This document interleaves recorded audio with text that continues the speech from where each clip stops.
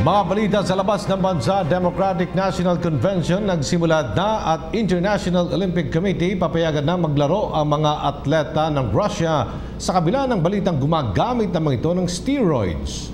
Report mula kay Pauline Requesto. Nagsimula na ang Democratic National Convention na maghihirang kay dating US Secretary of State Hillary Clinton bilang pambato ng Democratic Party sa presidential race.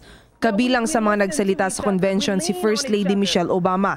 Aniya, si Clinton lamang ang natatanging kandidato na magandang modelo para sa mga kabataan ng US.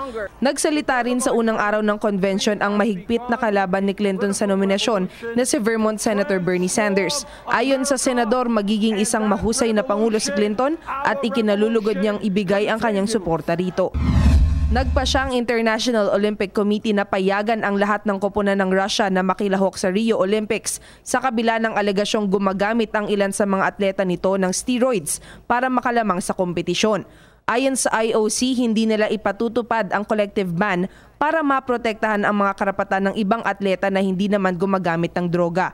Sa kabila nito, iginit ng IOC na magiging mahigpit ang drug testing para sa lahat ng Russian athletes na lalahok sa 28 sports events ng Olympics.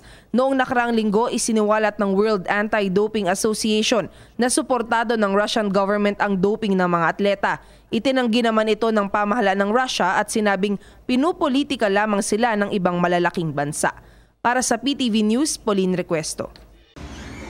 Ako po si Cathy San Gabriel. Subscribe na sa PTV YouTube channel. I-click lang po ang subscribe button.